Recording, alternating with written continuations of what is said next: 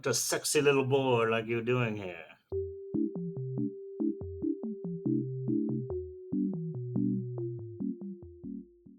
There's a lot of reasons I would recommend this to people. I basically recommend it to everyone. First, it's the first Gundam that I really ever watched, and I was not interested in Gundam at all, like throughout most of my life. It's a pretty big anime franchise. It has had a lot of fans. Like I've known people that are into it. I didn't get it because I thought it was just like robots punching each other in the face. And I watched this, and it got me. It was so good that I thought, if there's anything like this that's in the rest of Gundam, I need to find it. Unfortunately, there's not a lot of stuff that even comes close, but it is definitely, if you want to get into Gundam, it is where to start because it's the best. I think it's honestly a near flawlessly told story. It doesn't outlive its welcome. It hits all the right points.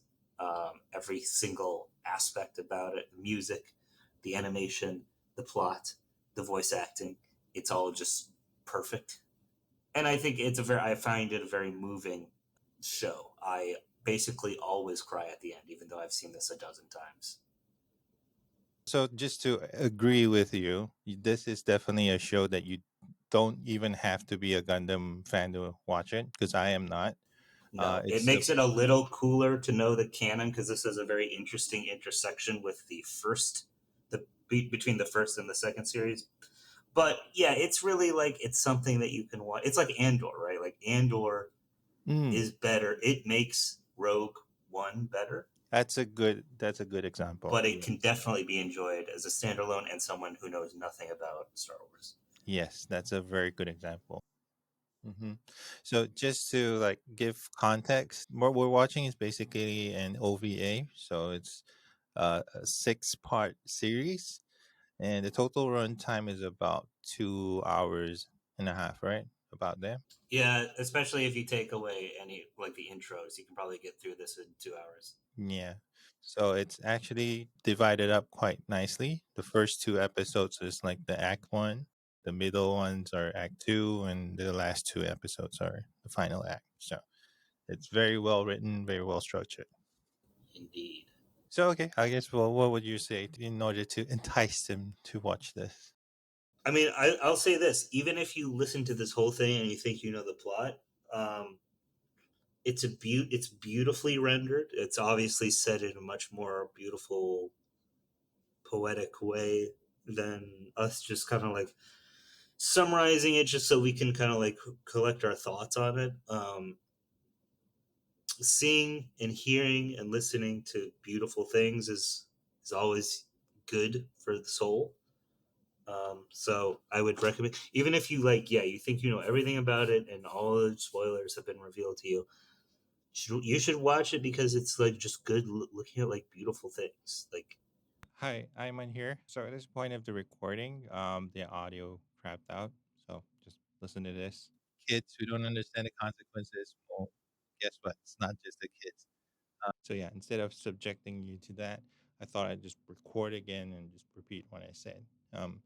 Oh yeah, word of advice: do not use this app to do remote podcasts or recording. It's very bad. I've recorded 7 hours on this, and every time there's something wrong. So don't do it. Bad part. So that's for the show, Warrior in the Pocket. The writing is impeccable. It's just the plot is perfectly structured. The characters are very consistent. Every action and decision that they make all makes sense because it will all set up in the beginning and it all pays off in the end. And this is very obvious once you watch the show. It's very obvious that this is put together by a team of talented people and they really put a lot of thought into it, especially in pre-production, especially in the writing, as opposed to other Gundams where, let's be real, what they're doing is they're trying to sell you toys and they're using shows and movies as a vehicle for marketing, right? This show also has a very profound message. Um, it's got a very strong theme. Obviously, it's about war and the naivety of war. But here's the best part: it's not preachy at all. It's done very tastefully. Doesn't try to hold your hand or try to lecture you about the wrongness of war and everything. No, you just come to it naturally just by watching the story play out. So if there's any weak point, it's probably in the acting, and the characters might be a little bit one-dimensional. But I think that's more of being a product of their time rather than incompetence. So yeah, watch the show. It's free. You can knock it back in 2 hours. It's on YouTube. I will link it down on the description. So for now, you can just go back to watching two grown men nerd out about a piece of art. Peace.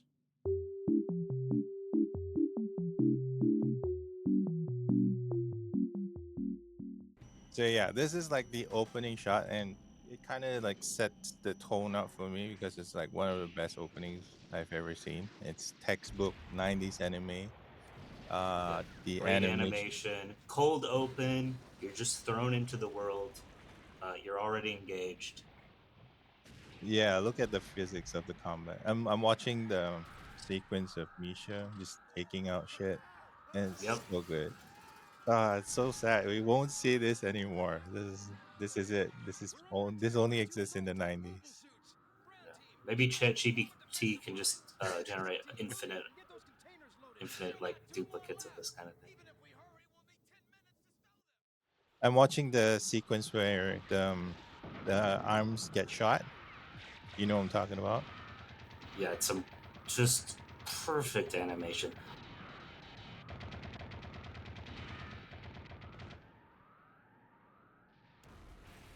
So this came out in 1989.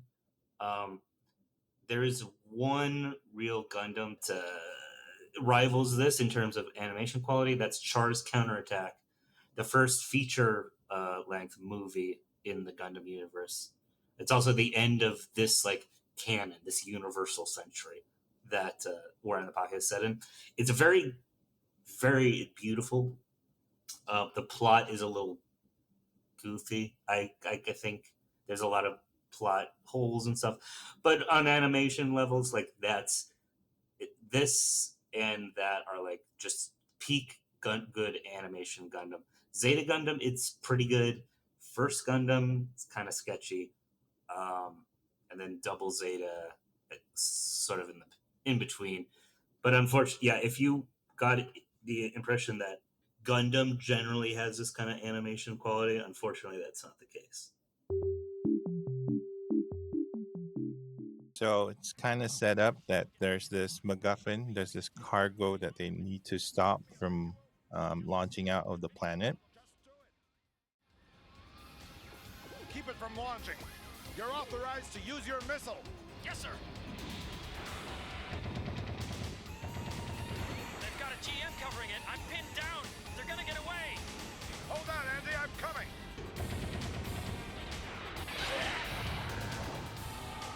Andy! They basically failed the mission. They couldn't stop the MacGuffin from leaving the planet, and which sort of sets the tone. So it's not all glory and cool shit. It's kind of sad as well. I thought this was a beautiful scene where one of Steiner's men, I don't know his name, got killed in action, and they failed. Andy, there it is, Andy. Yeah, Andy. Yeah, all right.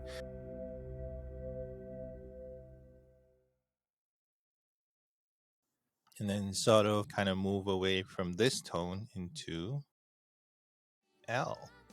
Yeah, and you notice even when we're introduced to the boy that we will know is Al. He's playing war with his friends. Just even on the street.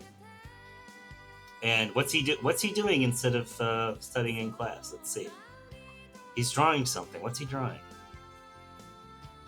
Porn? Mm, No.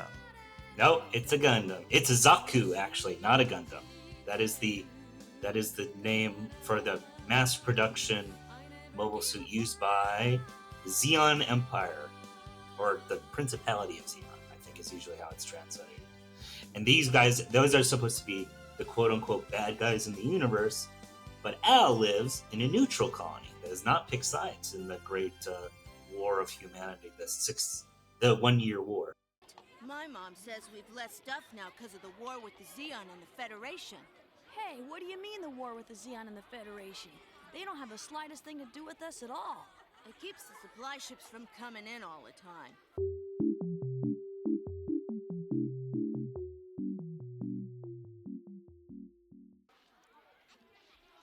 My big brother's a mobile suit pilot. He gave it to you? Uh-huh, and it was a lot of trouble, too. Cool, I don't believe it. A real badge from a Fed pilot. He's making it up. The Federation doesn't even have any mobile suits, you dummies. And this guy's like Adrian. He's just talking shit. He's just making up stuff. No, not like Adrian. No, he's telling women their place, like me.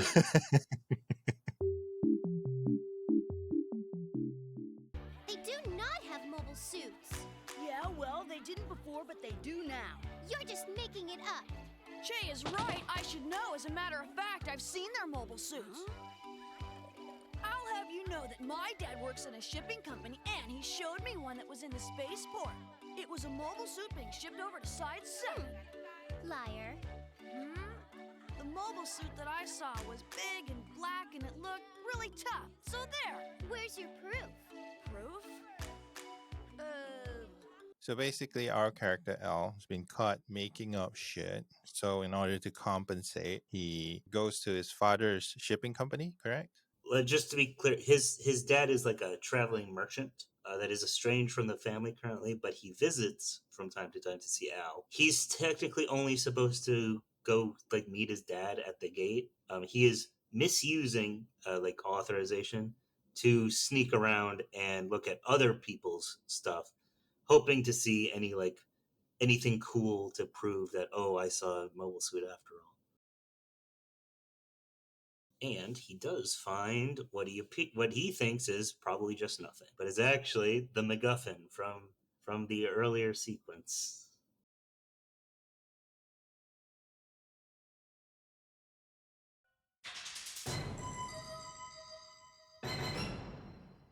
Oh yeah. Oh, just before I forget, I think it's important to even like those pause or whatever you call them, like ad break cards.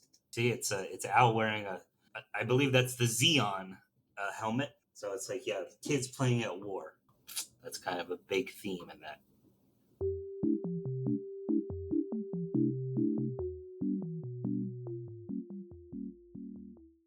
Yeah, so he comes back from his visit with Dad, and he runs into Chris, who is a neighbor who used to live on Side 6, but then went to Earth for unknown reasons. And Earth is the Federation, right? Earth is the Federation, correct?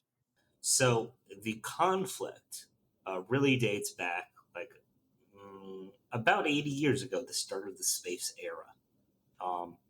Earth is extremely overcrowded and polluted, and the alternative created is these giant floating O'Neill cylinders, these giant rotating space colonies that create artificial gravity simply by rotating. But yeah, in the ensuing decades, humans, and generally speaking, these are less privileged people being sent to the colonies. Earth is a bit of a luxury place to live. About 5 billion humans live on Earth, a decent presence on the moon, and some scattering all throughout the solar system, but usually very small and like mining operations, for example, like around. This is not a truly like interplanetary civilization. It's a growing one with like very tiny little like presences on, for say, Mars and Jupiter, etc. So the people who grew up in space, called space noids, are kind of like seen as a bit of second-class citizens. The Federation government mostly privileges Earth and its interests over space noid interests. So for space voids like Chris, going to Earth would be aspirational. Yes, definitely. There's a lot of Earth that's uninhabitable, but the stuff that is generally speaking kind of like nicer, and also, it's just like home. It's where like people belong. So yes, yeah. So yeah, Chris returns from Earth, and Alan gets a little playmate, and he spends afternoon. Um, he comes home to his yucky dinner. Anyway, let's get to the fun part. Okay, this Okay, is a yeah. great This, little scene. yep. This is a very important thing. So instead of doing his homework, Al turns on a video game called Stalking Crisis. And it's literally entitled Your Hometown as the first level. You get attacked by monsters, which Al is supposed to protect.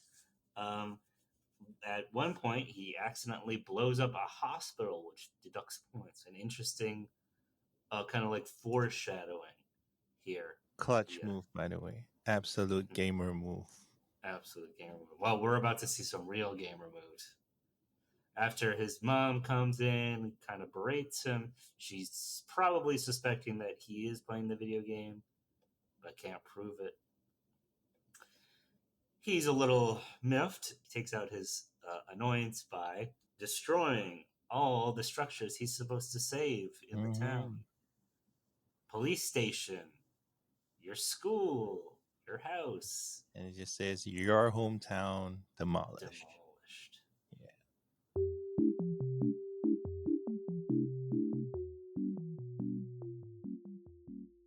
His friends are unimpressed with his container. The annoying girl comes to show that his friend was actually lying.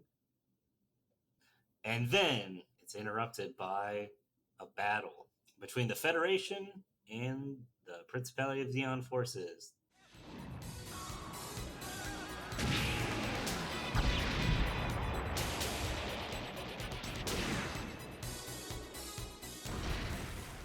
In the middle of a battle, Azaku's staring right at him. He's entranced.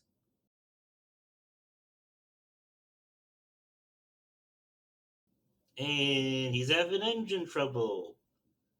So Al makes a choice to investigate. And he goes and he finds the Zaku. And who does he find but the pilots pointing a gun at him? And there the episode ends. Is he going to die? Is he going to get shot for espionage? I guess we'll find out. Episode 2, we see the soldier. He kind of dismisses. First, he's unsure whether or not he wants to shoot Al, and then just figures he's not worth killing. Unaffected by war, huh? Well, kid, don't you have soldiers on this colony? It's the first time I've ever seen a battle, and also real-life mobile suits. No GMs?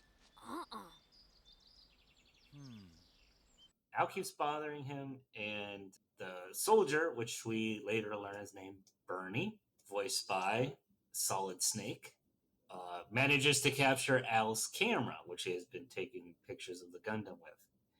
And he discovers one, Chris, who he's very enamored with, and also a very suspicious looking cargo container.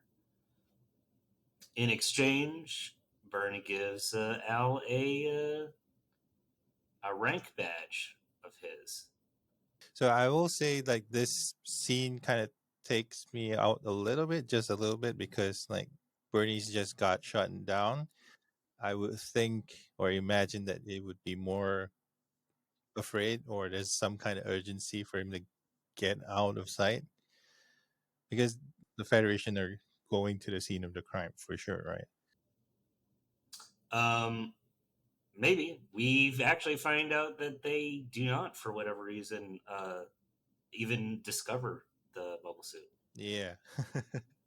Yeah, that's why I kind of like. All right. This could be the case that this is because Rhea is still officially neutral and does not allow the Federation to enter their space, and does not have the resources or inclination to scour their parks for downed Gundams. Yes. And it's also there's a good explanation because he is waiting for his ride. But I would just Yes, yeah. The whole sequence only takes a couple minutes, actually. So if you think about it, sure, there's an urgency, but he doesn't have a way to like get out unless he has a ride. So he is sort of stuck there. And in those couple minutes, he actually discovers like some good intel. So plenty of reason to stick around. right. And he did have his gun out to, point out at L. So it does indicate he was kind of uh, in defense mode. So I guess Yeah, it's definitely a people usually point to that as a bit of a plot hole. I will say it's a little I think unrealistic that we should expect the Gundam to have escaped. But there may be some explanation that's not covered as to why it was like very easily hidden or something like that. I would say it might be the weakest like part of the story. I would say it's not a big deal. I don't get worked up over it. But yeah, it doesn't break the story or anything. But yeah, obviously it would be better if you inject something, just script doctor it a little bit. But yeah, overall it's a fine sequence. It's just worth noting.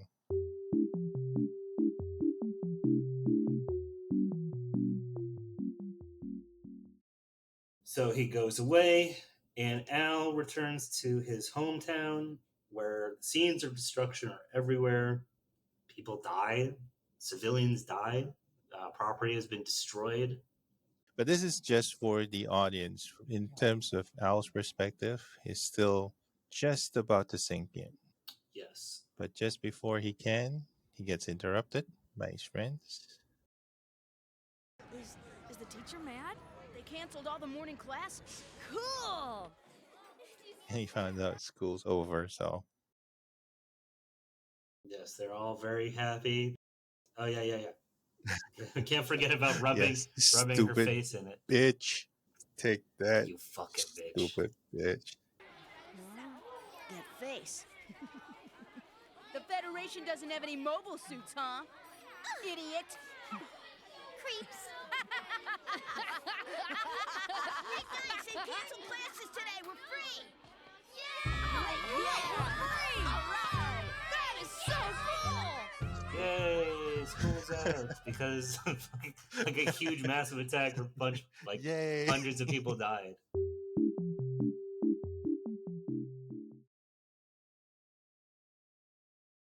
Al is very excited about his badge. He's excited about the battle, and we leave Side 6, and we go to the moon.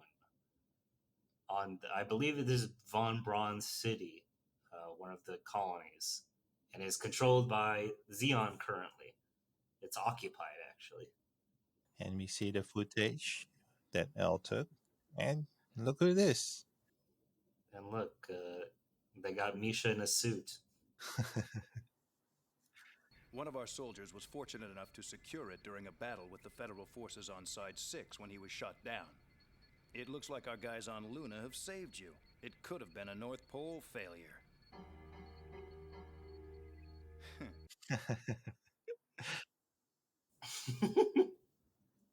Yes. Yeah, this guy is definitely a big dickhead, and he is the commander of their forces, and doesn't seem to respect Steiner or his men too much. So, like I mentioned earlier, there isn't really a main antagonist to this show, but if there's a closest one, it would be this guy. Yes, he is very cutthroat. Yeah, so yes, he wants them to try once again to destroy this Gundam. They've revealed that it is actually an advanced Gundam type that's being tested in neutral territory, so that there needs to be a operation to infiltrate the colony and then destroy it.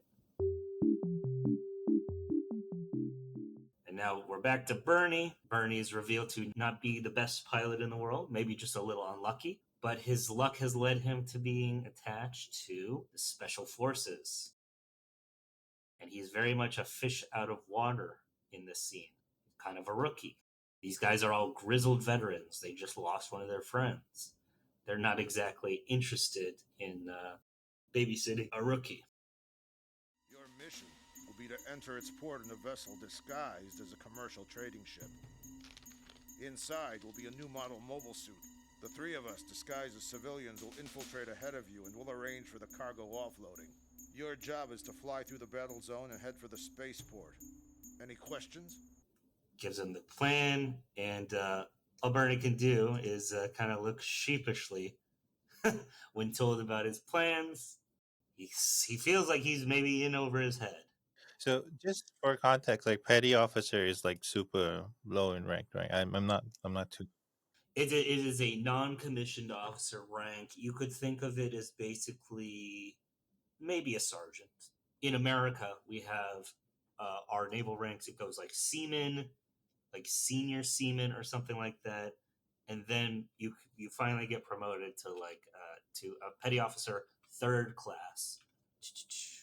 Yeah, E4. So it's actually more like corporal. So it's like it's the second real rank. You get a little bit of responsibility.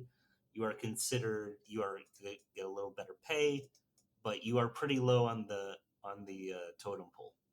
Right. And if you contrast it to the opening scene where you see Misha and Garcia just destroying everybody, you can see like the gap in where they are. Yes, and we know that Garcia says, "You're the only one I got rank on." So yeah, it sets up the relationship dynamics between them, which will come to play in a bit. Apparently, his rank is sergeant, according to Gundam Wiki. So yeah, he does outrank Bernie, but not by much. So really, what he has is like a lot more combat skill. Yeah. Yeah, certainly. Yes, and then we float back to Al getting it for his failing grades, and his mother also brings up his impending doom regarding his grades that he is pretending are fine. He can only live out that reality for a little bit. I've been there. I've been there, Al. You have to face the music at some point. To deal with this stress, he sneaks out, and someone actually catches him. Hold it. I'm sorry, What do you think you're doing out here this late? I'm meeting my friends on a dare. Please don't tell my mom that you saw me, okay? Oh, like a secret mission, huh? Do you promise? Mm-hmm. Okay, I promise you. He is going to the Gundam, which he finds unlocked. He has a little bit of fun there and even goes to sleep. Yeah, it is a really cool sequence. Anyone who's a kid before can imagine how cool this is. Yeah, it is very cool. I can almost imagine it. You know what I mean? It's like one of those big like flight simulators you would have in like a museum. Exactly. I mean, I feel like this the first time I sat on my dad's seat in the car. So not to this extent, but I get the feeling. Okay, yes. Now we're actually going to Bernie, and he learns apparently on the spot that the way that they create the ruse is by shooting a dead body, probably someone who died in battle, to simulate that this is a craft in distress. There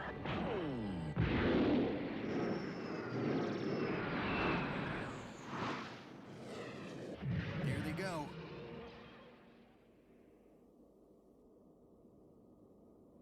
They've started. There's a big, awesome space battle. Ships are funny in Gundam because they're seen as vulnerable to Gundams. Like if you watch the series, the warships are often sitting ducks for Gundams, and basically like the Gundam has to like defend everything. Right. So it's like a defend the cargo kind of thing. I guess sort of, yeah. The way they use it isn't always consistent, which is a little annoying.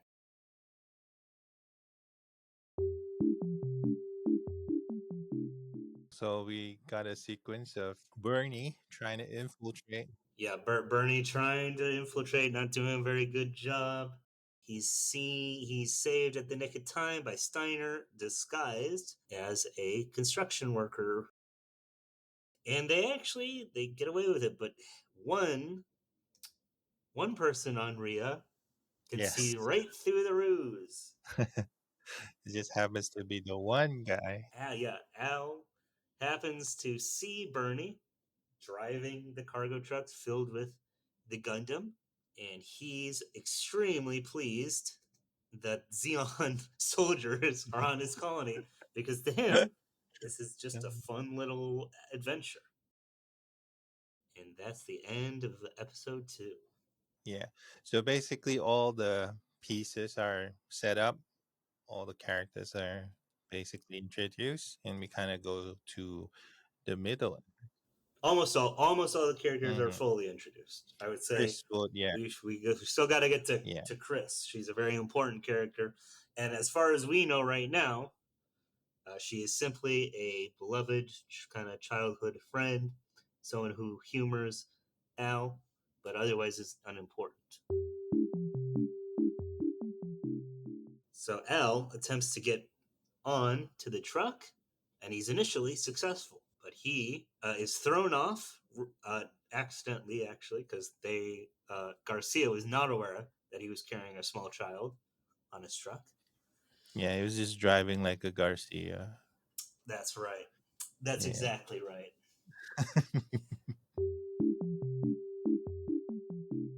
He goes to the police claiming that he was the victim of a hit and run, which is the only way to convince them to actually care about this, because when a 10-year-old boy starts talking about conspiracies and enemy soldiers, they're not interested. But a hit and run, all right, boys, let's go get him.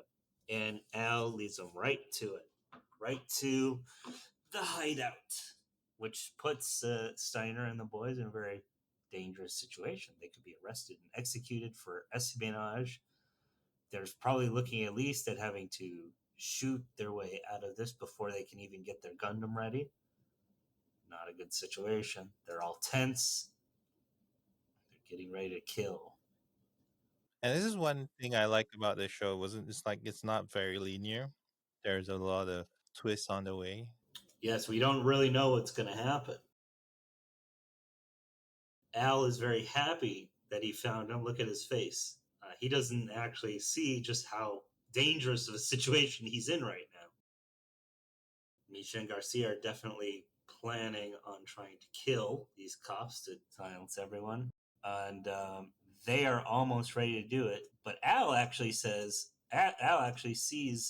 weapons being pulled out, and he panics and he chooses to, instead of claiming that these guys really are hit and run or worse, he actually chooses to make up a story that Bernie is his long lost brother, and really this was just a misunderstanding, and that he lied to the police. I'm sorry, officer. I made up the story about the hit and run.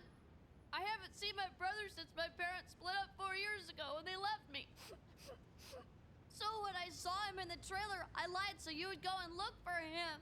I got bruised because I fell down. They don't have anything to do with the hit and run. I'm sorry. I really feel bad. Is this true? Yes, sir. Al, shame on you. You know it's wrong to lie to the police like that. I'm sorry, big brother. Yeah, and Bernie goes along with it. He plays along, and the cops believe him. And and the cops leave, and Al is kind of enlisted into the team. He's even given up a badge. Damn you, kid. What's the matter with you going to the cops? Are you nuts? I wanted to know where you were. Oh, great. And now that you do? I want to be on your team. Our team? Right now, we kind of see a conflict rising within L. He's starting to notice that his actions do have consequences, but it's override by his excitement of joining the team. Oh yeah, I mean he's definitely excited. Steiner picks up on this. Steiner kind of talks to him like a grown up, and gets his full cooperation. Yeah, Garcia said, "I still think we should have killed the kid." To which Steiner very cynically says, "Oh, you want a missing persons investigation?" Yeah, but it makes total sense given the situation that they're in. Because it's if they're found out, they're done. So it is in a life or death situation for them. So they're not just saying it for fun. And even better, they get an excuse to keep the rookie away from the sensitive mission by babysitting the kid. This relationship dynamic between Al and Bernie and the special forces is just it's going to flush out in a way that's very good to the show. I will point it out later when the story develops more, but yeah. But yeah, it is. Yeah, it is funny that yes, Bernie is an outsider, and so Al, being an even more junior member of the crew, quote unquote, to a certain extent, kind of gives him a place in the crew that he feels more comfortable with. But yes, yeah, so Bernie was watching Al, and he goes, I suppose, maybe to say hello to Al, or maybe just to snoop around a little more. We aren't seen. My impression was he was like snooping Yeah, around, but yeah. but he is prevented from further snooping by a bat to the head by none other than Chris, Al's neighbor, who thinks it's a prowler. And Al is able to save his buddy by saying, "That's my brother." When Bernie comes to, his Chris's parents are very apologetic, as is Chris. And a little story is weaved where Al's brother was born from an earlier marriage and is kind of only secretly, and just keep it a secret, that he's been over. To which all of the Mackenzies are obliged to do.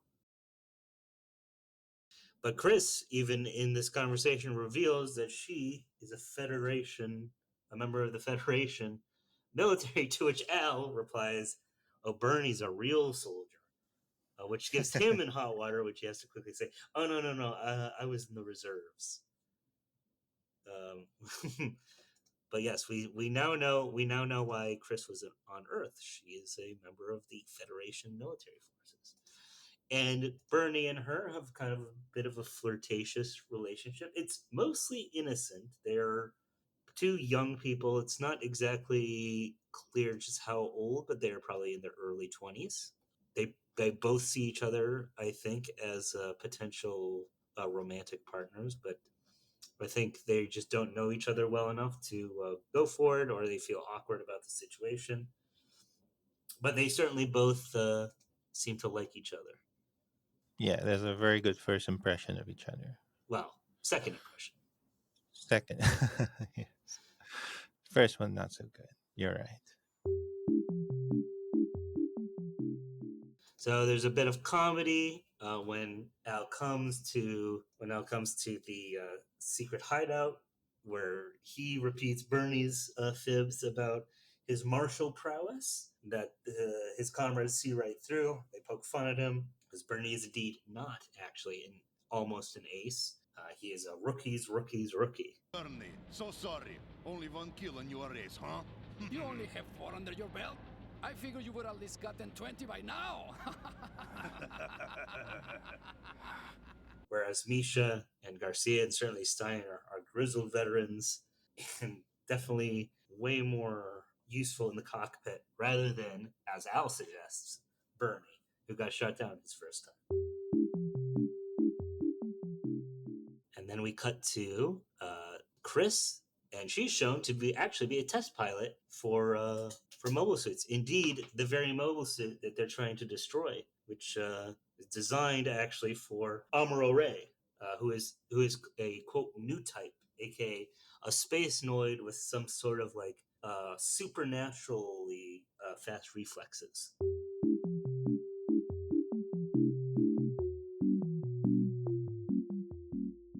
I would say the fact that new types do not make an appearance in this are extremely good for me. It's you can compare it to Andor, not Mm, having Jedi or Sith. Ed Jedi. I Yes. All find that right. very refreshing.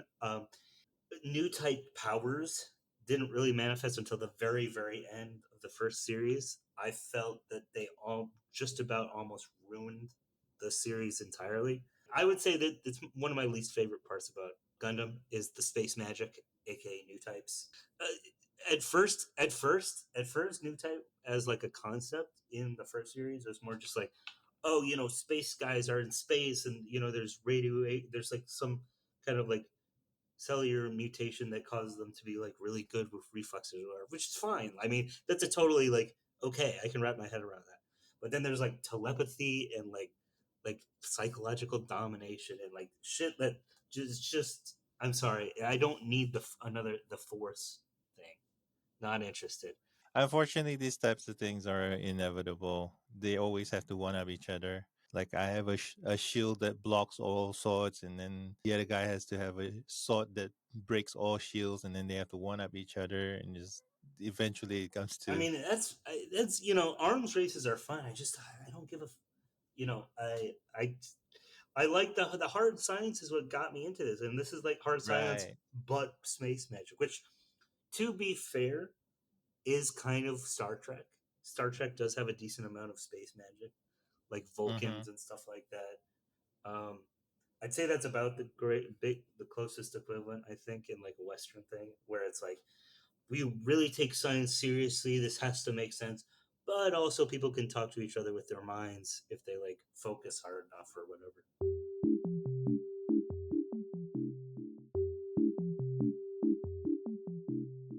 Anyway, so she is not a new type, so she is kind of she's only testing it, and she's not exceptionally good. And it's referenced that yes, she is not a new type, which is very good Mm-hmm. for the purposes of the show not being gay. Yes, she's very much just like an R&D staff, so to speak. So now we're back to Bernie now. They're trying to find the location of the research facility, which is very hard to find. They've been spending all day looking for it. What is it? Hey, Al? We found it! We found it, Bernie! So they find what they are pretty sure is the secret base. They do a little spelunking in the city corporation tunnels, and then there's a fun sequence of Al and Bernie playing around in space. And space is very scary. Al kind of has a bit of a scary moment when Bernie kind of picks him up and shows him just how far down space is. They've successfully infiltrated, and Al foolishly goes ahead and confirms that it is the Gundam, a very special kind, while almost getting caught in the process. And that is the end of episode 3. But this is some good exposition. So the newscaster talks about the Republic of Rhea, aka Side 6. To the second treaty violation yesterday by Zeon forces at Libo Colony, the Rhea government issued a strong protest to the Duchy of Zeon. The Duchy's refusal to apologize has led to unfortunate repercussions. A cabinet bill that will enforce the barring of Zeon ships from all colonies in Rhea was submitted today and approved by a wide majority with little deliberation. Earlier this afternoon, a spokesman for the Ministry of Foreign Affairs had stated that all Zeon ships will be deported from Rhea within 24 hours. This bill comes as no surprise to our political... Side 6 is, still claiming neutrality. It's kind of like performatively angry at Zeon. Zeon is reported as not being interested, probably because they know that Rhea is currently violating their own neutrality. And so there are some political consequences for this. Typical fake news media. So Garcia visits a contact. He gets some intel. He gets some uniforms. And yes, now we're back to Al and Bernie. Al and Bernie. Yep, they're having fun. They're giggling to each other like they just had a fun little adventure. And then suddenly the military reality of what they did catches up to them. And rightly so. It is very, very stupid. Yes, he took a big risk. Instead of reporting his findings and letting them investigate with a little bit of care, he very did nearly get everything shut down because he couldn't control a 10-year-old. Bernie takes Al back. It's kind of a little heartwarming scene where Bernie's looking through Al's notebook and sees a drawing of all the crew. We can see obviously Al sees Bernie as really like a big brother. Yes, that's his partner in this team. Yes. And we have a little bit more flirtation with Chris as Chris's house is kind of being used to disguise that Al has been out with with an older man doing who knows what. A little bit of blooming romance. And even the Mackenzie mom and pop seem very very happy that their little girl has handsome young man. We go to Garcia and Misha preparing for the operation. We get some things that will be revealed later. Garcia plans some explosives for the op. Sir, your fuses are fine now. I also adjusted your breakers. See you later. Thanks, pal. And we're back at school. Of course, now that he's back at school, he has very strong opinions about. Instead of viewing these things as sports teams, it's more like his favorite sports team is the Zeons. And his friends just don't understand that the Federation sucks. What's up, What are you Al? doing? Check this out, Che. This guy says the Zeon are our enemies. Yeah, sure, that's right. What's so weird about that? Telcott, what do you think, huh? Well, the Zeon are stuck-up bad guys. My mom says so. Does your mom tell you everything? His friends are very shocked at his turn of allegiances. They even have some harsh words said. It kind of strains the relationship a little. Does your mom tell you everything? And of course, even the annoying girl actually ends up kind of saving Al, which leads his friends to say that him and the girl are in some kind of relationship, which makes them both very upset. I love this scene. This is my favorite. Let me just. Yeah, it's a great movie scene. We get Steiner and we get their contact, an old bartender. They're both very cynical. They kind of think that yes, they're being sent on a suicide mission here. Bernie's inclusion is merely kind of like an extra fuck you to both of them. You guys are decoys. They're playing you. You're just here to locate the Gundam. I know that. And how did you know? When Andy went down, they assigned me some kid rookie. And then they leave us to find an escape ship on our own. I'd have to be stupid not to see it. I suppose the brass have other plans, don't they? Yeah, that's where I like the dynamic come to play. So initially we have like Bernie using L to further his own means, right? Sure. And then we see the special forces guy using Bernie to further his means. Then you'll see the special forces are actually being used by higher ups. So everyone's sort of like a cog in a machine. Indeed. And they don't have full agency in what they do. They're kind of being pulled around by circumstances. So yes, and how yeah, like the military hierarchy is kind of like it's just someone's getting their ass fucked, as you might say. That's an eloquent way to put it. Yes. It's always the guy lower than you getting it.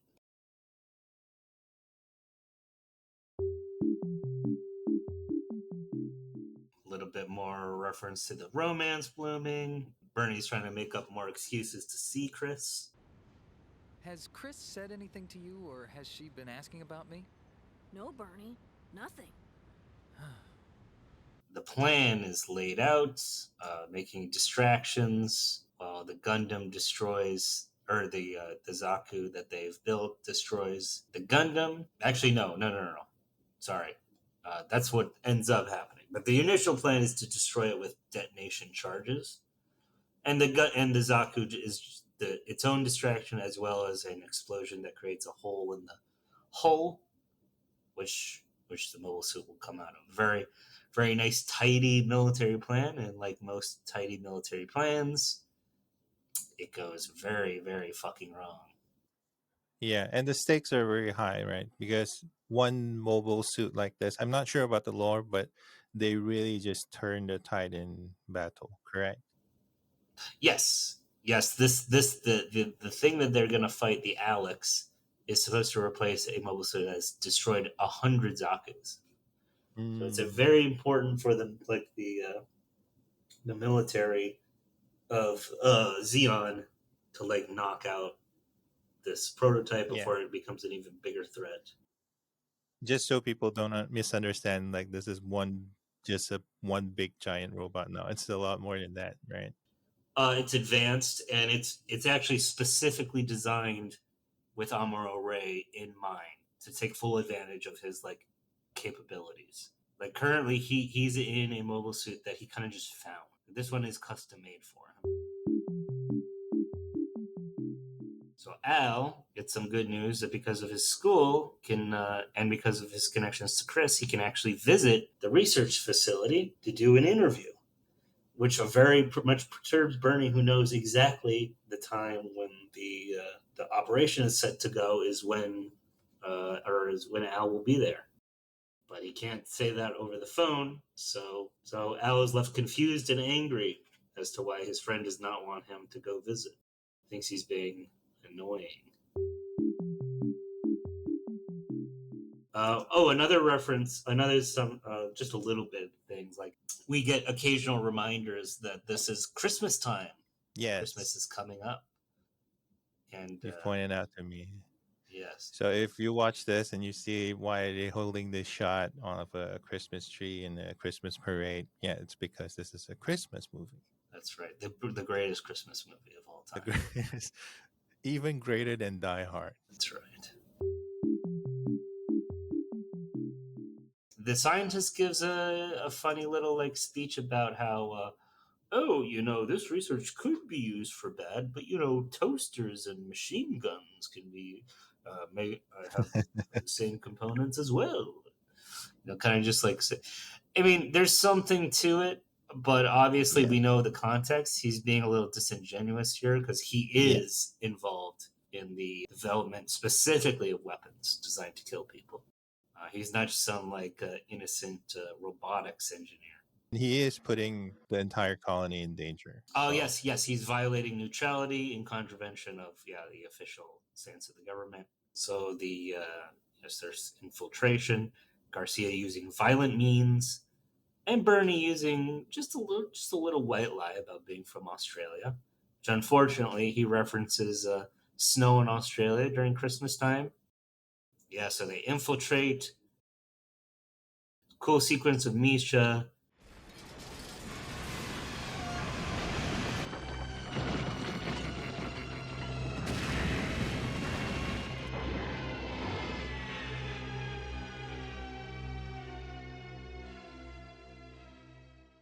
The Federation chooses kind of cynically to try to let the militia handle it because they got a lot of grief from the Fedis being used in the colonies. So the militia, who has really only very very limited resources, they do not have mobile suits. They have primordial mobile suits, like kind of like exosuits. yeah, they look a lot like reserves. Yeah, I mean, the Rhea is not a warlike colony. This is just the best they got. Hey, Bernie, how's the captain? He's bleeding really bad. He needs help. I think he's unconscious. So at this point, the mission is compromised. The mission is very, very. Their only hope is to destroy the Gundam in time, but they're pinned down. Yep. So Garcia tries to blow up the. This is their one chance, and someone gets him, and he chooses to basically commit suicide, try to destroy the mobile suit, which he is unsuccessful at. Misha faces the Alex.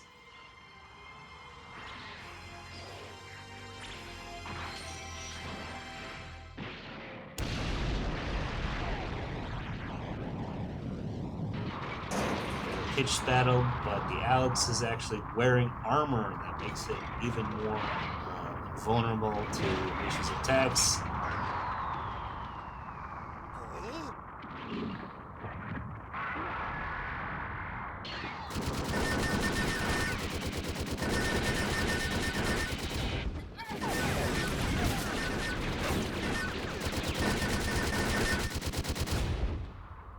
and Misha's killed. There's just a scene of total devastation.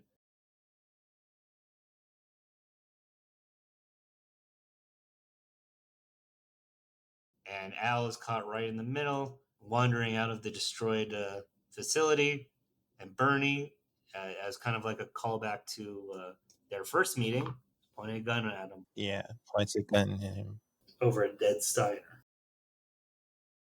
You get this shot. All right, this is a great shot. Yeah, it is a great shot.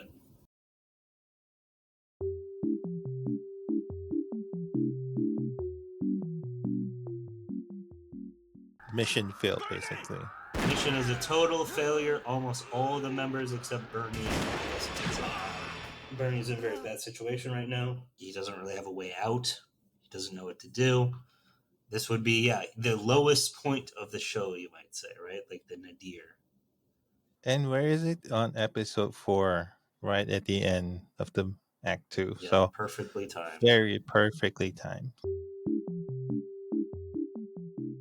The special forces, the tough special forces guy, they sort of knew this was going to happen, and they had a few last moments. Steiner drank with Misha. Yes, they end that night with a bit of drinking. I mean, Steiner, it seems like he was maybe put in situations like this before. He probably didn't, like a suicide mission, as in he's got no support, the odds are very against him. It's possible, though, he thought that his luck would hold one last time, and it did not. They did almost get it. They did almost win. Yes, yeah. I mean, it was already shown at the beginning. Steiner does care about his team. He's not just a psychopath who's like destroying everything. So when his teammates die, he takes it very, very hard. Yes, he was very shaken by Andy's death at the beginning. So yeah, this is like a continuation of it. So we cut to the moon. Back to the moon. Yes, they are not happy. This needs to be destroyed. They are willing to use all measures necessary, including a nuclear weapon, which is banned by the Antarctic Treaty. Now, the context in the lore is, so after the first few months of just absolutely horrendous bloodshed, the leaders of the Zeon and the Federation signed a treaty that disavowed the use of nuclear, biological, and chemical weapons during the war. But General Killing, he says that because Side 6 is not a signatory to that treaty, that they can just go ahead and nuke them anyway. How convenient. And yes, the acting commander is actually murdered for trying to oppose this action. So yeah, we got nukes coming to Side 6. We get the aftermath of the battle from the Federation perspective. Misha's bloody suit, or bloodied seat. We also get a great sequence here. This is actually one of my favorite scenes. Yes, same. When Chris is interrogated by police. They're not happy with the political situation. They do not like that Ria's neutrality is being flagrantly violated. It's strange, don't you think? How the Zeon began attacking a neutral colony, coincidentally just after you people showed up. Amazing. Why do you suppose that is? I don't know, sir. Oh, you know the answer, Lieutenant Mackenzie. You just won't say it. And they are also unhappy with the dozens of people killed, civilians killed by this battle. Yes, and it's all because of secrecy and violation of this neutrality. Yes. And Chris is just a good soldier. She is giving very non-committal answers. This upsets the detective. He has a great line here. Right? That's why the Zeon came. Isn't that correct? No comment, sir. 246 people dead, 572 people wounded. That's just yesterday's casualties. I don't want that many people getting hurt or killed again, Ms. Mackenzie.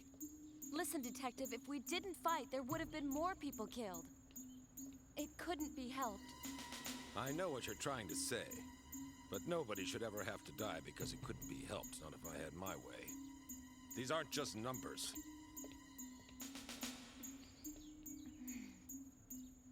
No one should ever have to die because it couldn't be helped. Brilliant line. Which is a very Yeah. great line. And Chris knows it too. Which She's is like why shaking her hand. she's Yeah, she's very she's visibly upset. Yeah. These are her people, even though she cast her lot with Earth. She grew up here. Everyone she's ever known is basically born on Side 6. She's a space noid. Oh yeah, this is also a very important scene. On his way on an errand for Bernie, L sees a classmate of his dead and mangled in the rubble. And the reality of war starts to set in a bit.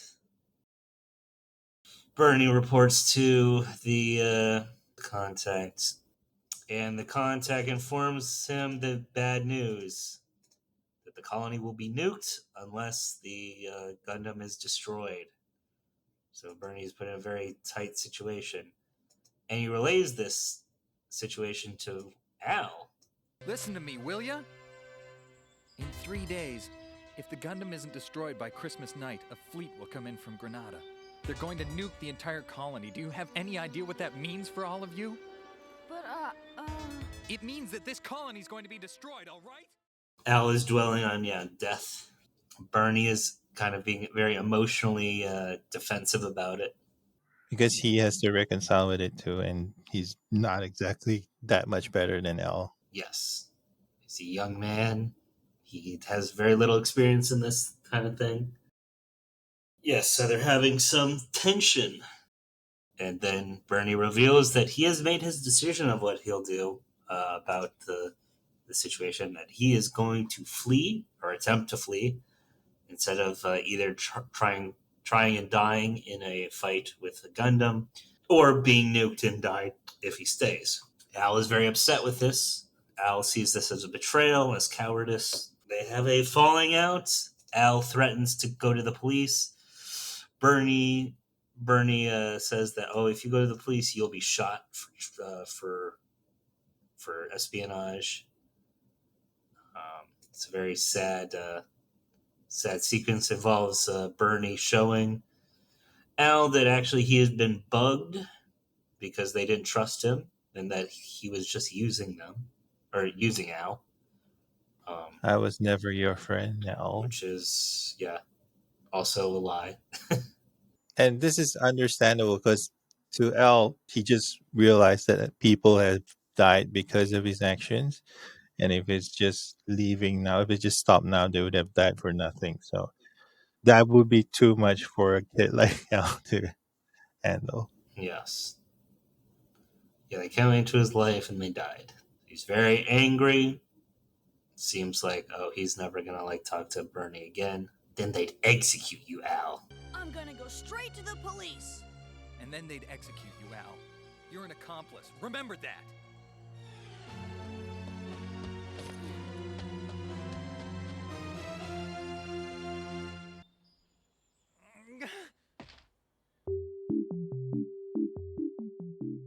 We have a great sequence here where Al goes to a video arcade and he's envisioning nuclear apocalypse being visited on his town. Which is a callback to an earlier scene because this is in an arcade. And if you recall earlier, the scene where... Oh yeah, your town demolished. Your town demolished. So he's kind of figured out, okay, this is not a game now. It's real. Mm-hmm. And so we can see Al has completely transformed from where he was to where he is now. So great character arc, but it continues. Yes, and Al actually meets Chris in the rubble of a nearby house. Probably not hers, because I believe that's shown later, but maybe a neighbor's. And she's just looking at the sad remnants of the life destroyed. And Al comes across her, and he asks. And sorry to interrupt you. And Chris does feels responsible because she is responsible because at least partially. Yes. partially because this only happens because the Federation broke the treaty in the first place. So Yes. we kind of see everything and everyone unravel. Everyone's at their low point and they try to make sense of it. So And so, yes, Al has a heart to heart with Chris about what a friend should do. And Chris has a bit of an interesting take on these things. It's a very Japanese yes, way to think about it. Instead of talking about kind of like objectively right or wrong things to do, when asked what someone should do in a situation like Bernie's, she says it's really up to what they feel like, which is not a very satisfying answer for Al, no, certainly not for the viewer. right. But Chris is very much someone who takes duty seriously, and this is a very common Mm-hmm. value in Japan, the idea of Mm-hmm. duty above oneself or one's interests. Right. Um, Yeah, no, and it's like a few things, right? One is probably because this is dub, so maybe it came out a bit clumsy because basically what she said is like, you can do whatever you want, but I imagine if it was done in like Japanese or yeah, that might make reference to a term that's only used to refer to like duty or something like that. yes, correct, correct. So yeah, and to go back to what you said, this is very indicative of like Eastern philosophy in general. There is, there's black and white, there's white and black, there is right and wrong, wrong and right. So that's how most Easterners see morality, and it kind of reflects very much in this scene. And so we cut back to Bernie, and he's attempting to flee. He's trying to get a ticket to a different colony on Side 6. He sees an advertisement for what's it called, Francesca. It makes it looks like a beautiful resort town. He just wants to get away. He wants to get away from all this. He's thinking about all the people he would be sort of letting down, not just Al, but his fallen comrades and himself. Perhaps most importantly, if he didn't face reality. He's looking at his relationship with Al. He's kind of understanding, yeah, he is kind of like a big brother to him, even if he didn't initially uh, think of himself that way. And so he finally makes the decision. He calls Al. He says he'll stay, and Al gives a very touching saying, "I love you, Bernie," which to which Bernie says, "Goofy kid." A very memorable line of the show. We can do it together. I just know we can. Sure. Sure we can. I love you, Bernie. Goofy kid.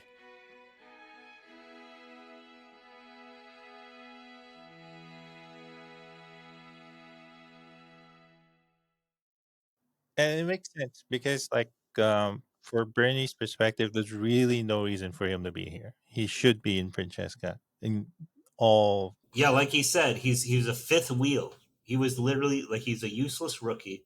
There's no chance he'll actually do it, be able to do it. It was not expected him to do it.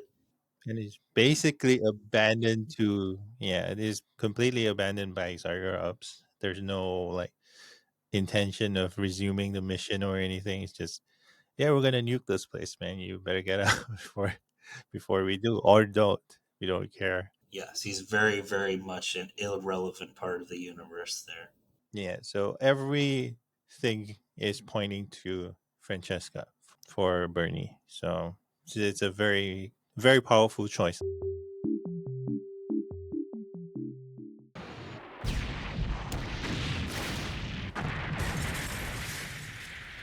Dear God, the school.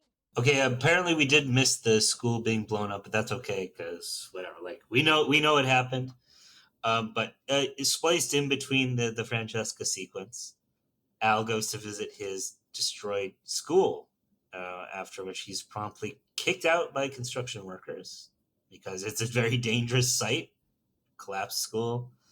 Um, And right now, Al thinks that his classmates, the rest of his classmates, are dead because of him. that's right. And lo and behold, two other miscreants are thrown out, who he recognizes as his comrades from the war in the pocket. Oh, that's also let's get that one out of the way. Like the name of the, it's only referenced once in the series, but it really captures the idea. Um, this little trio, the boys, their favorite thing to do is play war in the pocket, which basically like a cul-de-sac, where they all kind of live. They shoot pretend guns with each other. They're shown in one sequence, the fat one and the tall one, carrying like fake guns and helmets and uniforms, and it kind of sums up the thing. It's playing war. It's war in the pocket. I used to play. I lived in basically a cul-de-sac. It was like a circle. Like you would have like the road went around with the houses facing inward, and then there was a little island in the middle with a tree and a fire hydrant, and I would basically play pretend war with my neighbors, doing Star Wars or whatever. Yeah, so that's war in the pocket. It's playing at war. War is fun. War is cool, right? Cool gadgets and stuff. And we'll get into that in a second because the two boys who have not experienced war in its full realities yeah, they're still extremely enthusiastic. They report to Al that no, this happened during the nighttime, so don't worry about it. No one was hurt. They show him the militaria they've been able to snag, spent cartridges, including an extremely large shotgun cartridge from Misha's shotgun. And Al, who has basically experienced post traumatic stress disorder, um, is starting to cry because he's kind of, yeah, emotionally overwhelmed by all of this. And his friends are a bit confused why he's feeling this way because they just don't get it. Captain, we have a message from Commander Killing. Yeah, put him through. Yeah. Oh, yeah. Colonel Von Helsing or whatever. My favorite character. Yes. He's very evil coded. The missiles are being loaded now. We are going to nuke the city. We are going to nuke all these fucking space noids. Alright, so. Alright, this is our last one. This is it. It's Al and Bernie back together again. They're fixing up the Gundam. Yeah, so we treated to a montage of them sort of building your relationship even further. Mm-hmm. Al pulls a very funny stunt. Probably a bit of his real feelings combined with a little bit of sneakiness to get the only weapons they can find left on the colony. So basically, the only ammunitions left is in confiscation. The only way to get it is through this. Is this a federation or militia? I don't No, know. they're wearing Federation uniforms. Yeah, so basically, it's in an impound, and they gotta go get it, but they're stopped by two officers. Yep. And Al actually comes up with this idea.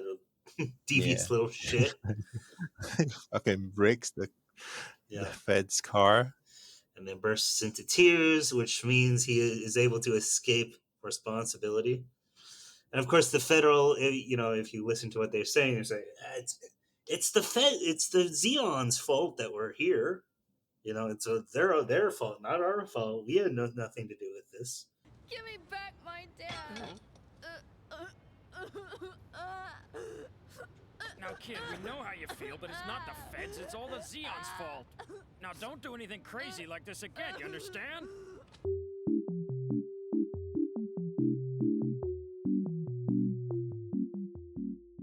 Yep. More bonding, more working. Beautiful callback to the intro song being played. Yeah, we're skimming through, but this is like very good moments, very good scenes. Yes.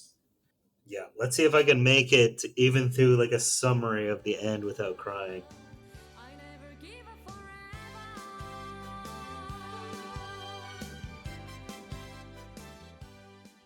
We see Bernie sort of passing L like a floppy disk. It's basically a video that he recorded in case he doesn't make it. So he tells L to play this if he doesn't come back.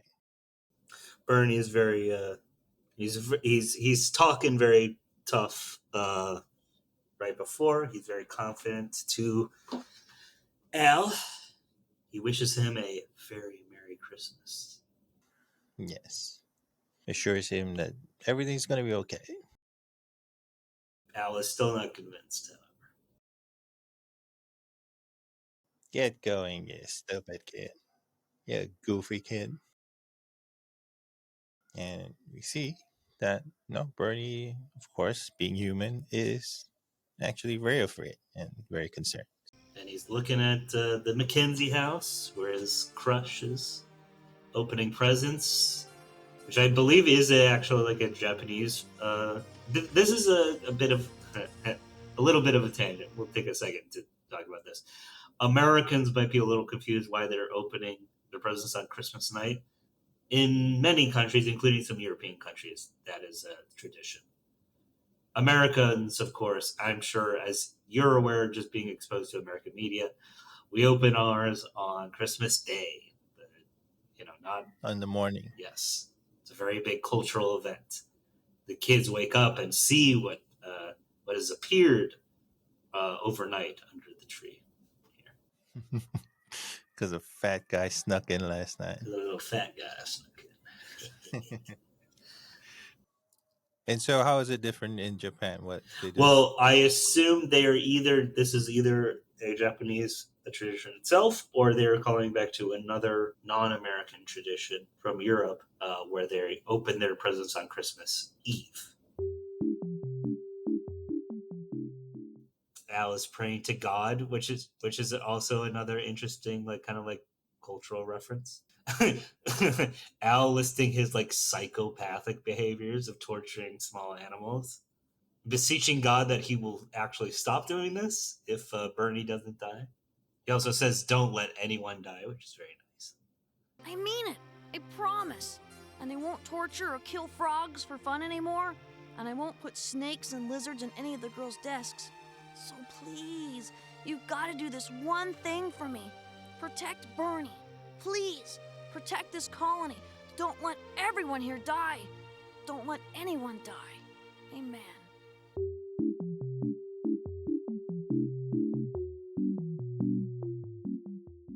Yeah, Al has made up he's very black-pilled, you might say, because his father is rejoining the family, but he's coming so that they'll all die together, which is very upsetting to him. Yeah, that but was as missed. Sorry.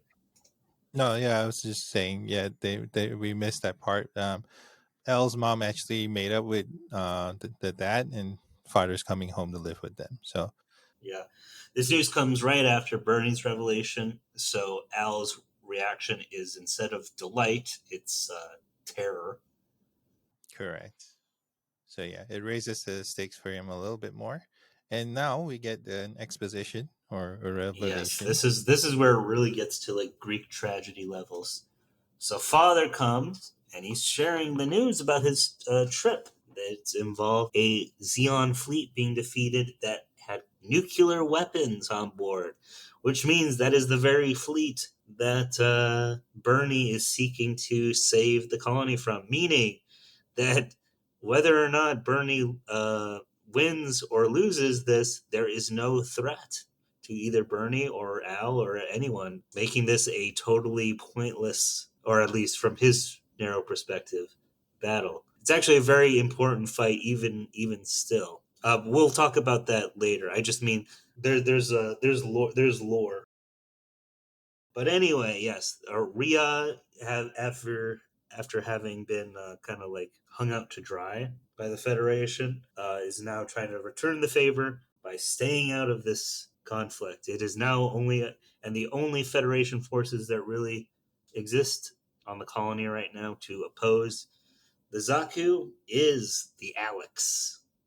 Yes, and the only person who can pilot it is Chris. But, of course, Bernie doesn't know that that's Chris.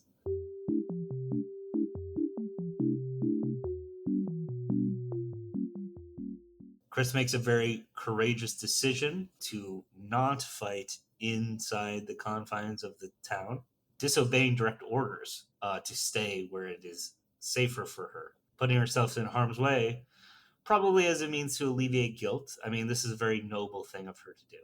In her defense, of course, we don't see her ever really putting people in harm's way unless like necessary. Yeah, but we did see her interaction with the cop earlier, Of and course, as obviously, an abstract level, she can justify civilian casualties but when it comes down to the actual actions, she's reticent to actually put people in harm's way by like taking action rather than by just letting things play out. yeah, and from the conversation with the detective, we can see she really takes it to heart, even though it's not her fault necessarily. She does feel guilt, and she does understand this is partially the Federation's fault. So she's very happy to fight outside of the town. Yes, even at her disadvantage. It's very noble of her. And Al is trying desperately to Bernie, to say you can surrender, like you're good, or you can run away. Like there's no point in doing this. Bernie!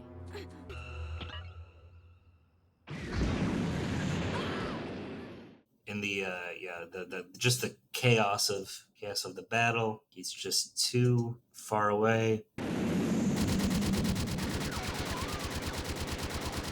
What the? Huh?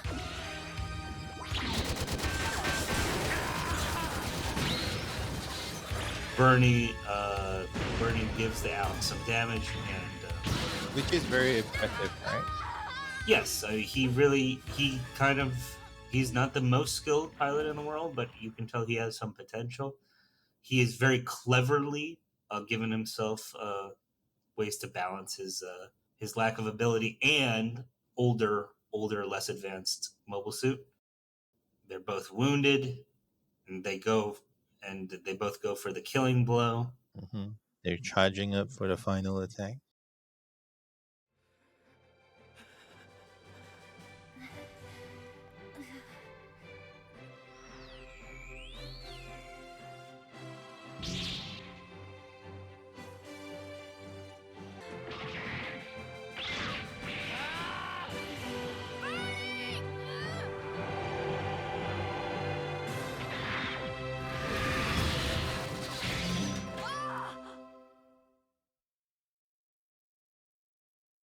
Important note, and people not super familiar with Gundam won't know this. The head is not where the pilot is. The pilot is in the chest. So when the final blow is struck, Bernie slices off the head, aka the sensor module of the Alex. But the Alex puts its whatever vibro sword, aka basically lightsaber, through the chest of the Zaku, most likely killing Bernie instantly, and also going through the reactor, which causes an explosion, doing even more damage to everything, and almost certainly killing Bernie if he was not already been killed by this.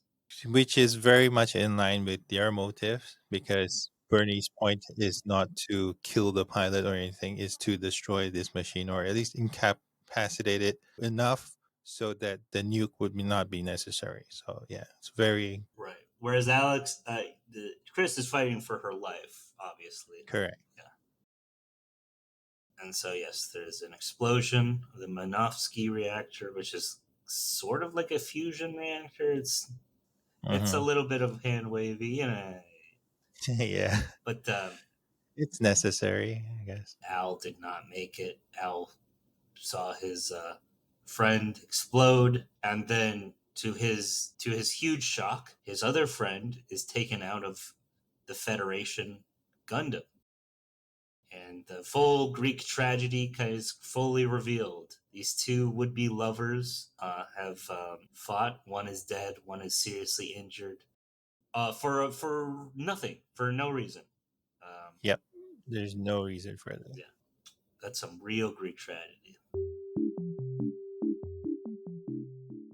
I suppose before we get to Bernie's confession, it's worth noting that the real crusty lore masters have a theory that Bernie's sacrifice is actually very important because the first series is set uh, basically during the 1 Year War, which, as you might expect, lasts a year.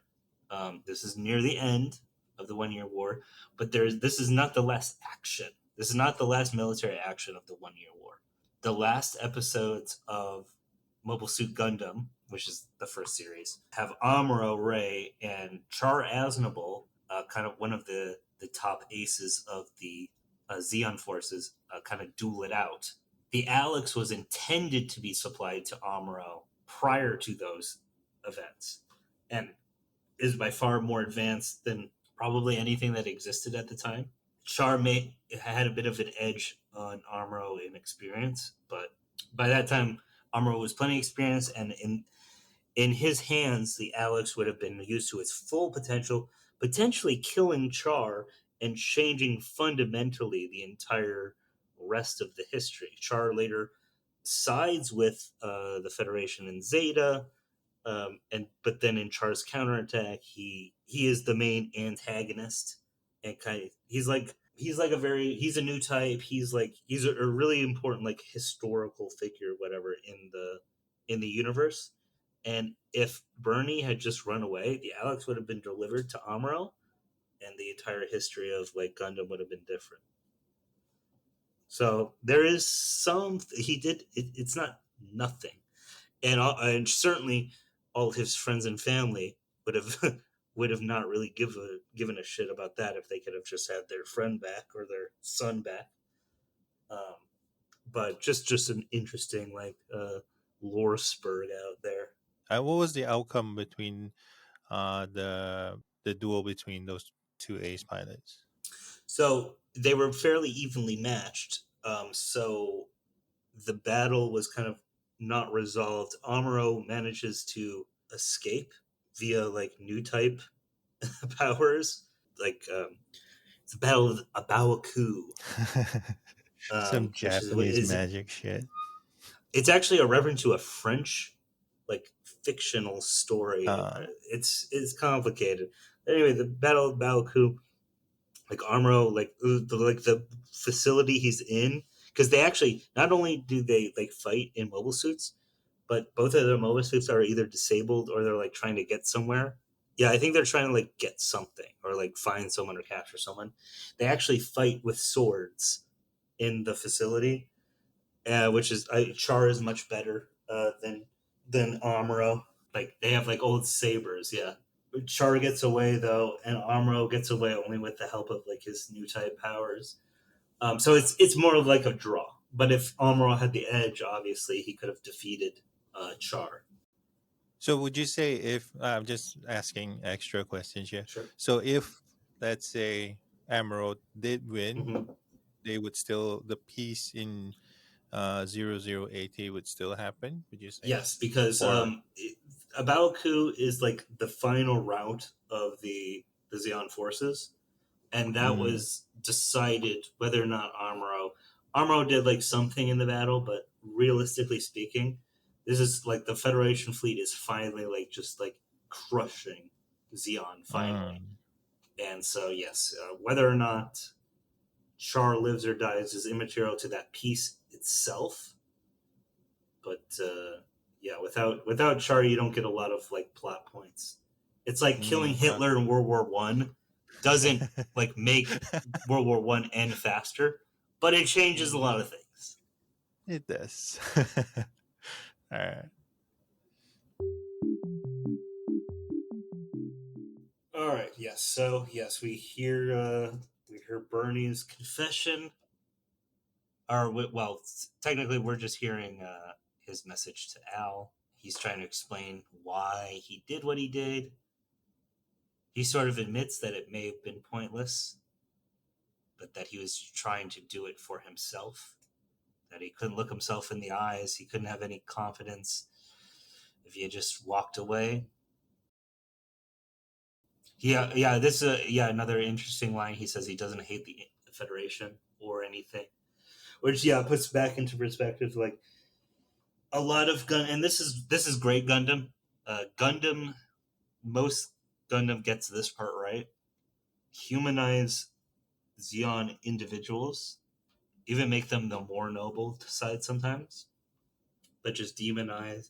It's almost like, I mean, you don't get this a lot anymore because like World War II is very politicized in the West, but especially like the Nazis, like Japan is more complicated, but humanizing like German soldiers or even German officers, and then just like the inhumanity of the Reich, you know.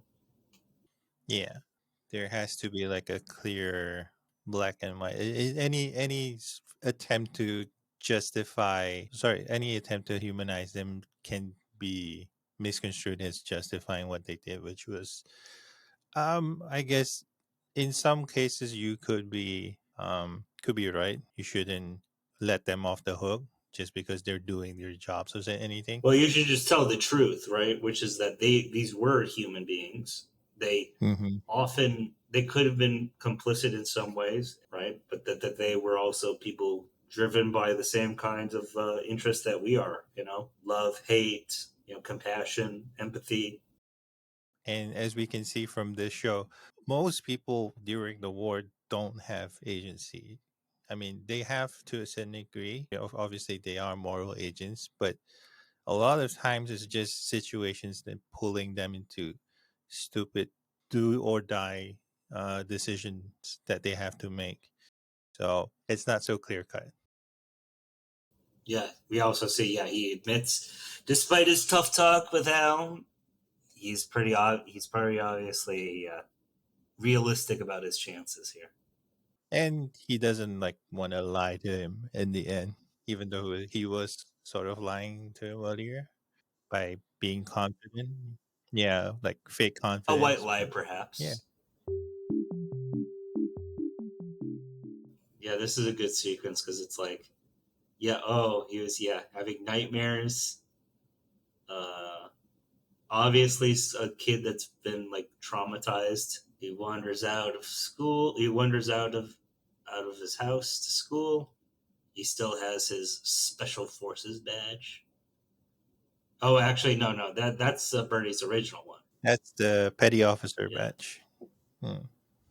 Michiko, yeah, does yeah. our son Does seem our special son seem playing mature to you, or do you you? think he's just maturing? Like, or maybe he's just like been totally fucking like destroyed, bro.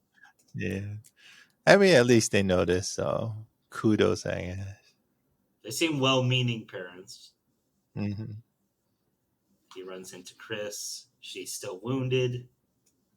She's Hmm. going back And to he Earth, knows why she's wounded, but of course. Chris mentions, "Oh, say hi. Oh, what happened to Bernie?"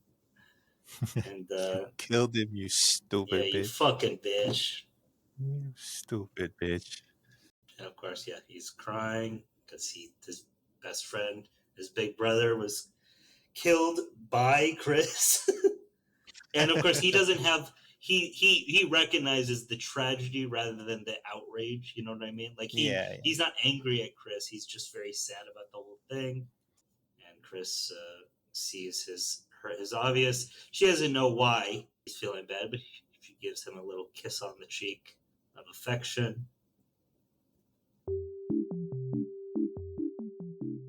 Don't blame yourself either, okay? Please, Al. This is all I ask.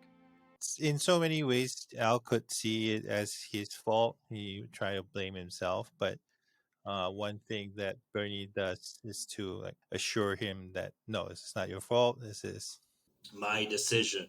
Yeah, Bernie actually. The funny thing, we were talking about like lack of agency. Everyone's doing orders, like because the leaders of Xeon just do not give a shit about Bernie. They've actually managed to give him back his agency, and he's using that agency to do something.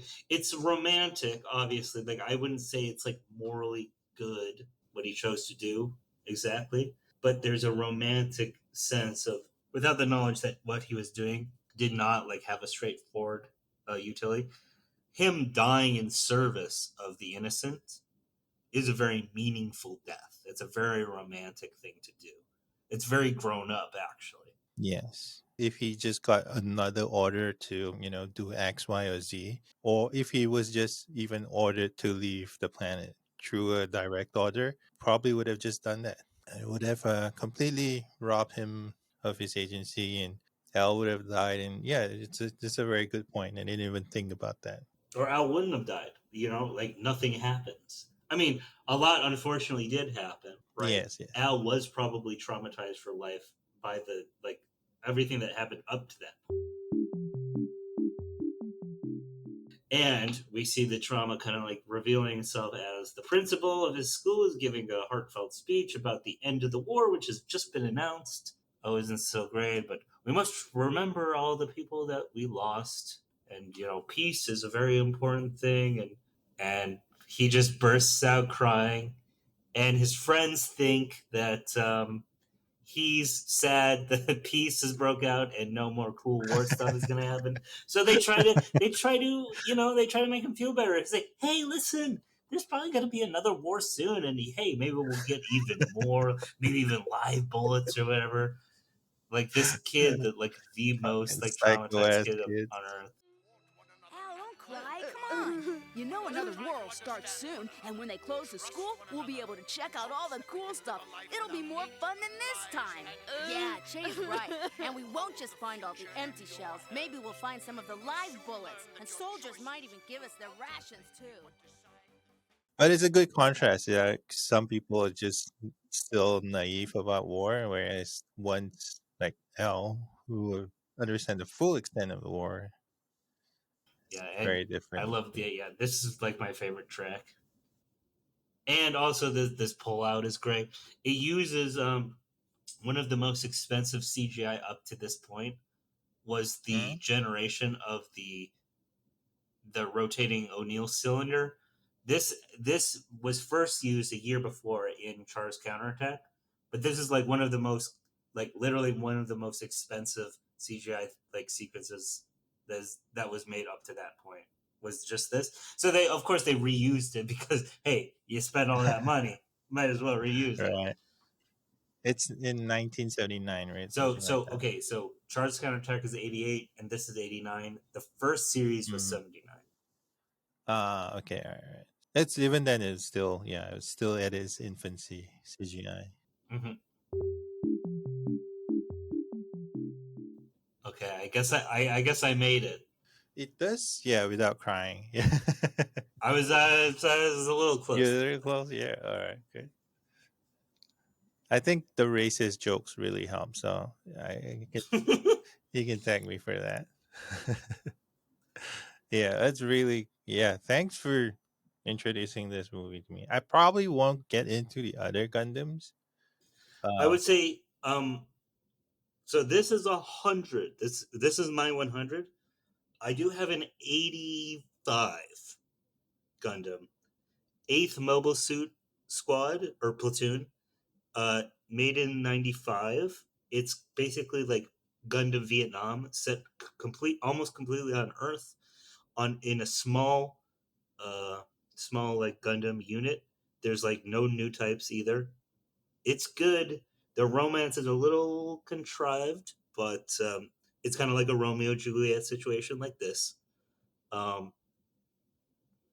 It's anti-war in not all Gundam plays with some anti-war themes throughout it.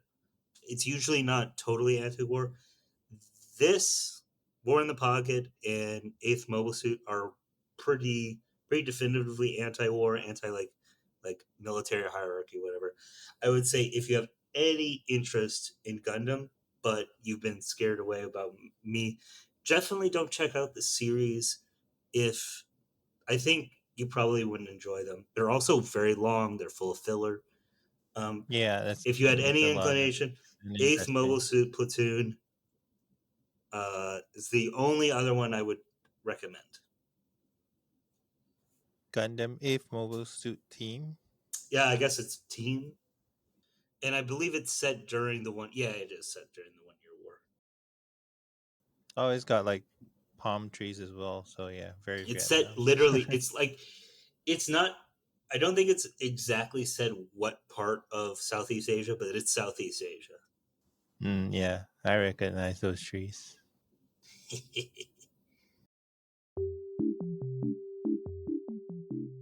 Yeah, I mean, I guess if we had to add anything, it's like I would say this has interest to libertarians. You have the anti-war perspective, the terrors of war, the kind of like the caprice, right? Just people getting caught in bad situations and being killed, wounded, mentally scarred.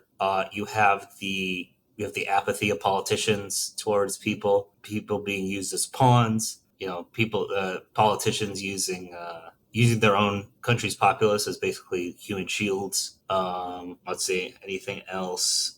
Libertarian, the values and morals. The idea, to protect the innocent. That evil is done by apathy, right? By just going along with what your higher ups say. I think there's a lot there. I think a libertarian would get a lot out of watching this. Yeah, there's a lot here in libertarian. I think the gamifying of the war is like kind of what hits hard for me because you get to see it from the perspective of a kid, and it's like, yeah, turns out we're not that. We're like Bernie, right? We may be advanced, a little bit older, a little bit more mature than L, but we're not that. We're not doing that much better than him. Yeah, that's a good point. Yeah, the Bernie as everyman kind of like having to reconcile being like kind of a half kid, half adult. Very common, probably utilized in other media. I'm not. If it is, I would love to watch it because I think it's expertly done. More in the pocket, just that kind of like you're kind of this half thing, and you can only define yourself as I'm not a kid anymore, but I'm not quite an adult. So yeah, I guess that's all I can think of for now. Thank you so much for introducing this movie and talking about it here with me. So anything you want to add or you want to promote or? Watch Springtime of Nations. Oh yeah, all right, yeah. I'll put all the details. If you don't know, Adrian does. Are you like part of a team I was or? once. It was once a partnership. My friend, we amiably parted ways because he could no longer help out with it. So it is a one Mm-hmm. man ship right now. Mm-hmm. I should make videos soonish. Sometimes I do media. I've talked about Andor. I've talked about Firefly series Mm-hmm.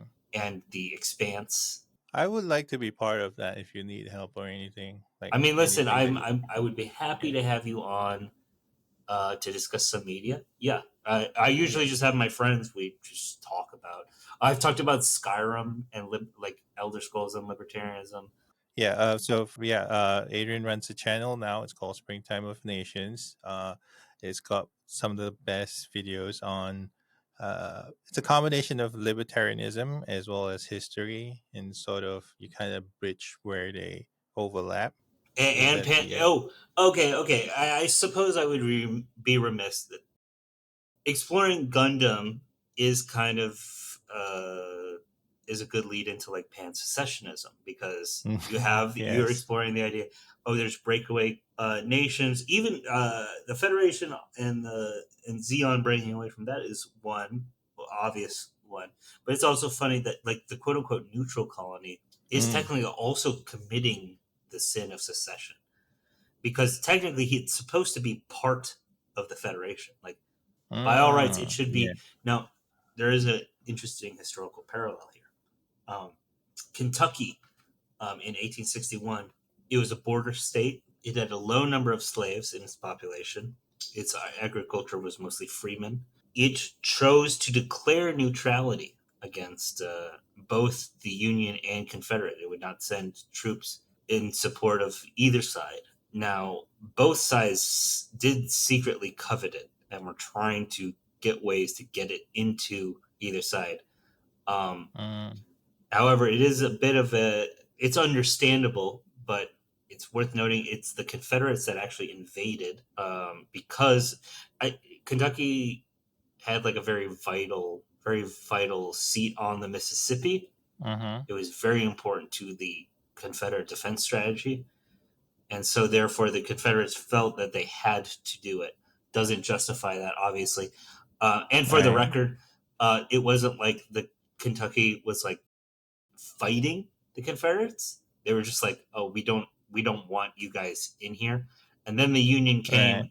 The Union beat them back, and then the Union occupied the capital and basically Kentucky. took control. Mm, But this is sort of like Rhea, where it's like, "Oh yes, of course we're right. neutral," but then obviously neutrality that you can't enforce with a gun is kind of like nothing. Rhea is Yeah. obviously not a Yeah. militaristic society like Xeon, nor is like a large empire like the Federation. So it was kind Yeah. of They just got swallowed up into the whole thing. like Luxembourg or something, right? Like during World War II, Mm, it's like, oh, you can say you're right. neutral all you want, but Yeah. I'm gonna take that. Exactly. Yeah. Interesting. That is the part. Oh, do you know if they're inspired by it, or maybe it's just a By coincidence? Kentucky, probably not. I was, Belgium has an interesting. So in World War II, Belgium actually did not allow French troops to come into their to come inside and like take like defensive positions in Mm-hmm. 1939 before the invasion because they Right. thought that their neutrality would be like a shield against like Uh, German aggression. Of course, retrospectively, if there had been French troops there, the German advance would have been like very, halted. very, yeah, a lot more complicated at the very least. Instead of Right. just Instead of swinging just right through Belgium and getting to the border of France. But no, Belgium did allow French troops to come into their borders, but only after the first German soldiers crossed the border. after So the they just didn't, Blitzkrieg or something. yeah, they Yeah. just didn't have the time to actually, make that useful. All right, then. Okay, as you guys can see, Adrian is very, very Chat GPT like when it comes to history. He knows everything I do there have, is to know. I've been blessed with a deep memory, and that really does matter for history. Hmm. Yeah. So yeah, and that reflects in the channel. So go check out Springtime of Nations, and yeah, I guess we're till next time. I guess. All right. See you soon, brother. Listen carefully. Inside this package, you'll find a full taped confession and all of the evidence. I wanted to explain just why this colony has been targeted for nuclear attack. It's important that if I die, that you take this to the police. If you can get an adult to believe you, the colony can still be saved. You're probably wondering why I didn't just take this to them myself. Well, you see, you have to understand, it would have been like running away. If I ducked out of fighting now, I don't think I could have ever lived with myself. It's not like I hate the Federation or anything, or that I want to avenge the captain and the others. I'm not sure how to put it. You see, I need to fight the Gundam now. Maybe it's because I'm a soldier. I really don't know the reason why. Hey, Al, I'm most likely going to die. But whatever happens, don't hate the Gundam pilot, and don't go hating the Fedi soldiers. Because they're like us, you and me. They're just people simply doing what they think is right, that's all. I know that it's hard, but try not to hate them. And don't blame yourself either, okay? Please, Al, this is all I ask. With luck, if I do manage to get out of this alive and the war ends, I'll visit you. I'll come back to this colony. That's a promise. See you, kid. Well, I guess that's it. Take care, Al. By the way, say hi to Chris.